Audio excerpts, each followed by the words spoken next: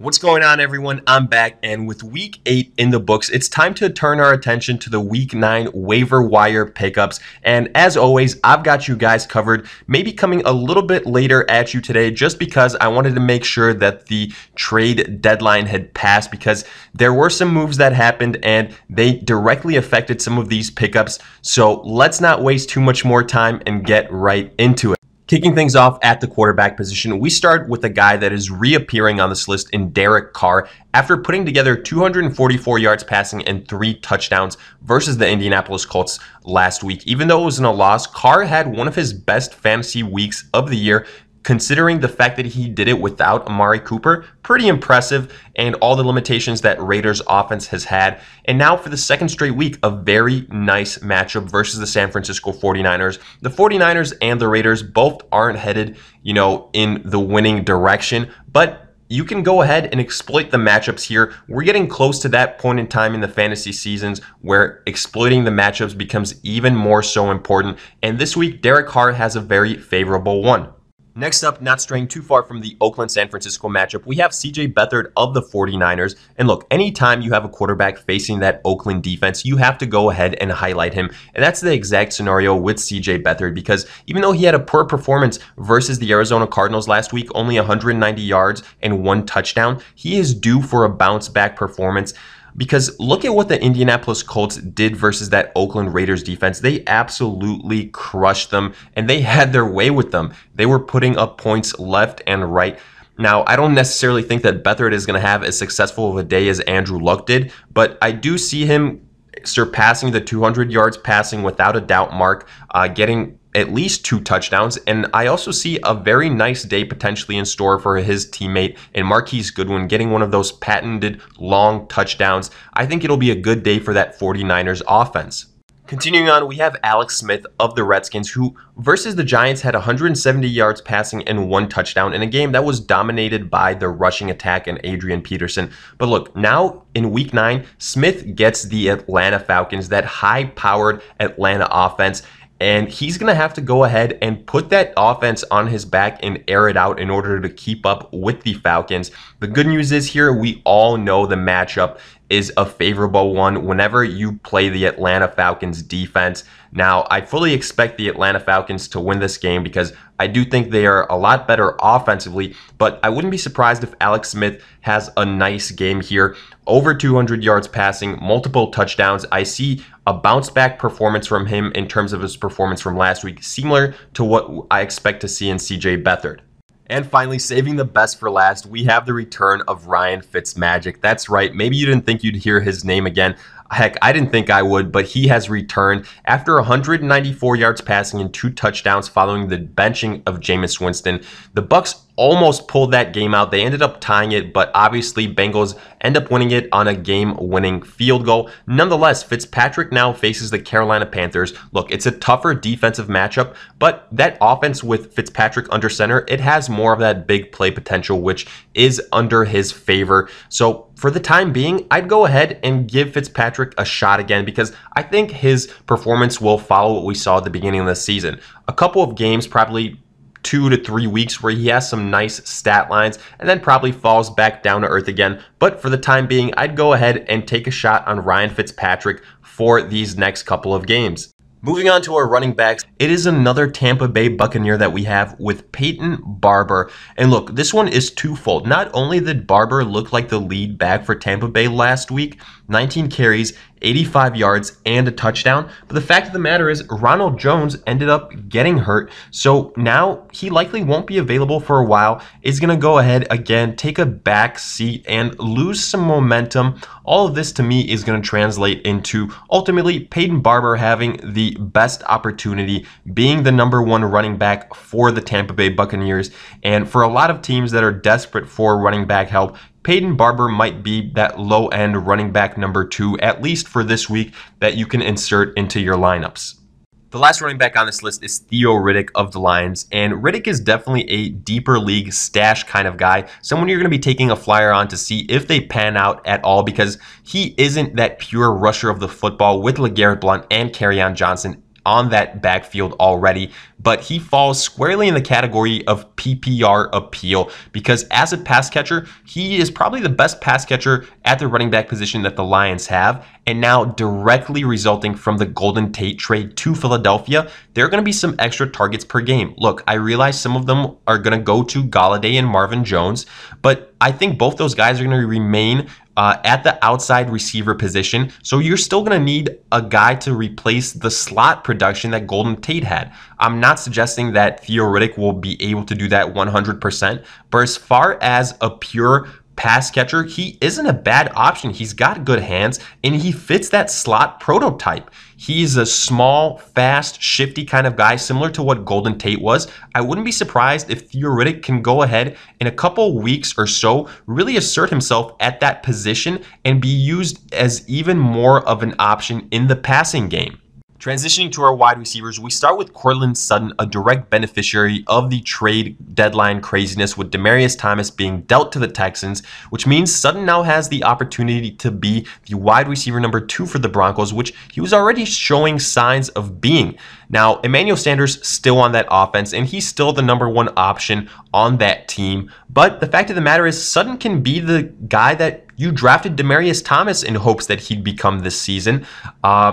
He's that big physical wide receiver. He's younger. I think the Broncos organization likes him a little bit more. I think they'll give him plenty of looks to see if he can go ahead and do what they're hoping and be the DT replacement. 3 receptions for 78 yards last week. And I will say, I do think defenses are going to shift some more focus towards Emmanuel Sanders moving forward on. And that'll benefit Sutton. It'll just be a question of, can he capitalize on that? Will the moment be too big for him now that he will be fully out of the shadows of Demaryius Thomas? To me, he is a gamble that I am willing to go ahead and bet on.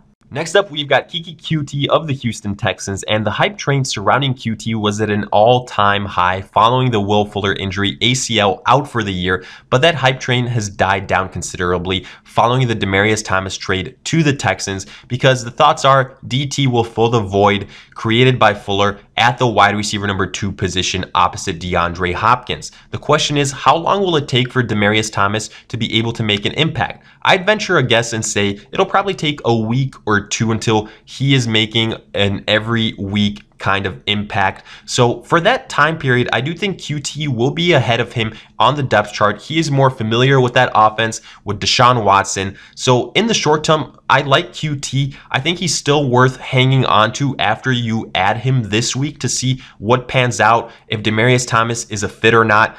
Definitely would have been a lot more appealing had Demaryius Thomas not been traded for, but he is still worth a waiver wire addition at this point. Continuing on, we've got DeVante Parker, who returned from the dead last week. 6 receptions, 134 yards versus the Texans. And did he quite possibly finally get out of the doghouse that he found himself in for the majority of the season? Because if he did, he could potentially be the top wide receiver option for the Dolphins with all those injuries. I know Danny Amendola is still there, but he's that slot guy, that big bodied frame wide receiver. Can be DeVante Parker's role to fill and to own. In my opinion, DeVante Parker has a nice matchup again this week versus the New York Jets. It's a beatable matchup, and if he continues to be in good graces, I can see a 100-yard effort from him again, and I'd invest a pickup as a flex option for Parker. Next up, we have got DJ Moore of the Panthers, and the rookie had 5 receptions for 90 yards along with 2 rushes for 39 yards as well. And with Moore, it seems like he's continuing to do more and more for that offense, because every single week for now 2 weeks, he has had some decent stat lines, and I really do like the potential that he gets in terms of those jet sweeps, some of those rushes at the wide receiver position. The Panthers have liked to get him some looks there these last couple of weeks, and he's got the big playability. He's got the speed. He can burn you. It's just a matter of fact of Cam getting him the football. The targets have been trending up these last couple of weeks. This next week versus the Tampa Bay Buccaneers, we all know that that is a porous defense. If there's a week where DJ Moore can explode, it would be this week versus the Bucs. Next, we've got Josh Reynolds of the Rams, who had 3 receptions for 42 yards and 2 touchdowns versus the Green Bay Packers. And this week, he gets a matchup versus the New Orleans Saints in what should be another offensive shootout where the entire Rams offense can shine. But still, this one has an asterisk next to it because this has all been a product of Cooper Kupp's injury and the opportunity that Reynolds has had and has shown in nonetheless. But still, he is not viable if Cooper Kupp returns because then he will return to being a wide receiver number 4 in that offense behind Kupp, behind Brandon Cooks, and behind Robert Woods as well. So keep that in mind. I wouldn't go ahead and break the bank to get him, but if Cooper Kupp doesn't play, he is a great option to go ahead and start this week. Finally, the last wide receiver on this list is David Moore of the Seattle Seahawks, who had 4 receptions for 97 yards and a touchdown versus the Lions. And he's been on a tear in terms of getting into the end zone these last couple of weeks. And now with Brendan Marshall cut, I do expect Moore to become a bigger part of that offense. In large part, I do think Marshall being cut was because how good Moore has looked in that offense. And with Doug Baldwin also not performing to as high of a level as we've seen before, that's more targets for Lockett for Moore. And in a game versus the Chargers that could be a shootout, or at least should be a shootout if the Seattle Seahawks want any business of having a chance to win that game, Moore is a good option to go ahead and take a shot on. Transitioning to our tight ends, we start with Ed Dickson, who finally seems to be healthy. He had 2 receptions for 54 yards and a touchdown, finally showing why the Seattle Seahawks went ahead and brought him in during the offseason. And again, versus the Chargers, Dickson has a nice opportunity to have a good day here because Russell Wilson is looking like the Russell Wilson of old. He's looking like the guy that shines at the end of the season. And that Seattle offense is one that I like the way it looks these last couple of weeks. I'd go ahead, take a chance on Dickson, especially considering how weak the tight end position has been all year. The last 2 names on this tight end list both appeared here last week. They were Jack Doyle, Chris Herndon. I want to briefly mention both of them because if you went ahead, took the advice last week, both of them got you touchdowns. Now, the guy to know here is Jack Doyle more so because he's in the better offense. He's got the better quarterback, and he got some good targets. Even though he did a lot of his damage on one drive, it was a good sign to see Andrew Luck going to him. It'll be interesting to see what happens. Jack Doyle, Eric Ebron. Personally, I do think Doyle will end up being the number 1 tight end as the season moves along. Even though the Colts have a bye week now in week 9, Doyle isn't a bad guy to go ahead, pick up, and stash until week 10. Meantime, Herndon of the Jets, even though he had only 1 catch, it was for a touchdown, and that's what counts. Now, again, with all those injuries for the Jets, Herndon, not a bad option to pick up. If either of these guys is available, go ahead, take a shot, and add them. And finally, we get to our defenses. We start with the Dallas Cowboys, who will have a home game versus the Tennessee Titans. They host Marcus Mariota. And similar to what I've been saying before, Marcus Mariota is usually good for an interception or so.